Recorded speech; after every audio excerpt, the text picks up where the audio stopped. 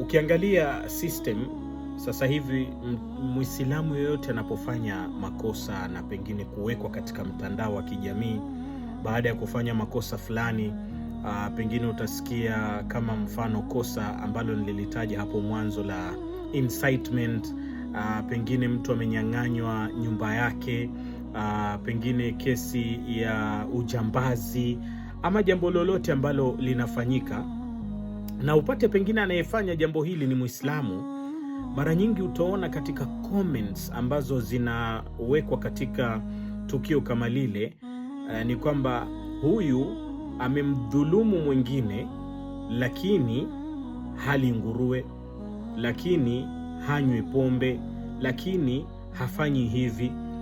Yani inaonesha pale kwamba sisi Waislamu siku hizi tumekuwa ni watu wa kuchagua na kubagua. Yani tunachagua madhambi ya kufanya na tunabagua mengine, na wala hatujiulizi maswali katika nafsi yetu. Kwa nini mtu anasema kwamba huyu hanywi pombe lakini anafanya hivi, ili hali zote mbele ya Mwenyezi Mungu Subhanahu wa Ta'ala ni haramu?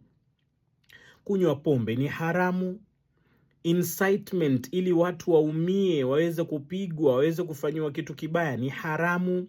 Kuua nafsi ambayo Mwenyezi Mungu ameharamisha nafsi kama ile kuuawa ni haramu.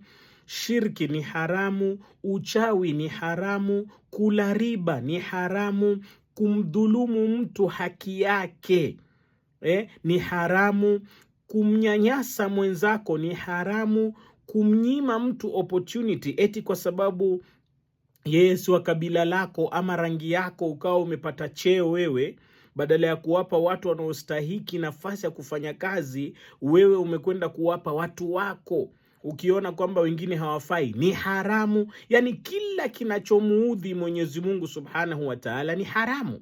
Lakini ulimwengu umeona kwamba sisi Waislamu tunachagua. Kuna haramu ambayo sisi tunapenda kufanya, na kuna haramu ambayo sisi hatufanyi, tunaona ni haramu sana. Mfano ya ile kisa ambapo bwana alikwenda katika klabu. Ni kisa tu hiki, sijui kama ni kisa cha ukweli ama ni mambo ya alfu lela ulela, mambo ya Bunuwasi. Alikwenda pale, akaketi, akaagiza kile anachokiagiza, akaletewa vitu vyake pale, anataka kupiga, sio? Na twajua tena ukienda katika bar ama katika klabu enda kufanya nini. Sasa bwana yule alipoletewa, kisha akasema niteremshe na kanyama kidogo, kilo 2 hivi. Akamuita yule bwana akamwambia niletee nyama 1 kilo. Bwana alipomletea akamwambia bwana we, hii nyama ni ya nguruwe? Akamwambia hapana, nyama ya ng'ombe. Akamwambia sasa, alafu nani amechinja hii nyama? Akamwambia watu wetu hapa ndio uchinja. Akasema nyama ambayo hajachinja Muislamu mimi siwezi kula bwana. Mimi siwezi kula nyama ambayo hajachinja Muislamu.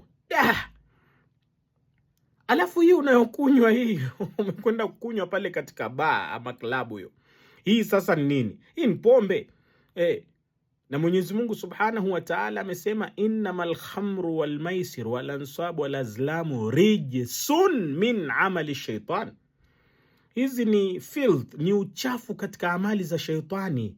Sasa wewe umeitisha pombe wataka kunywa, kisha unauliza aliochinja hiyo nyama wataka kula nani? Kwa misingi ipi? Kwani haramu zinatofautiana? Sasa hivi it has become a norm.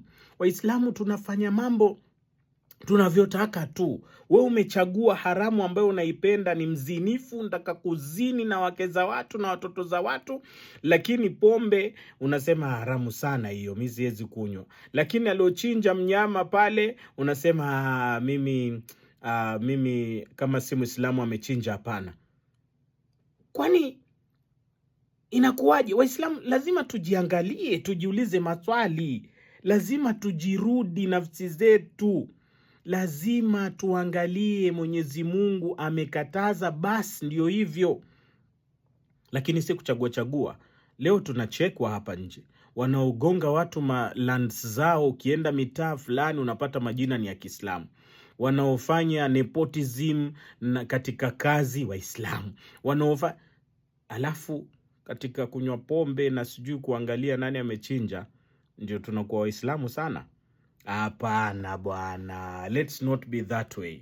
Mimi huyo katika Roshani hapa tunaambiana ukweli, tunaambiana mambo namna yalivyo. Inakuwaje? Mbona tuchague maasiya?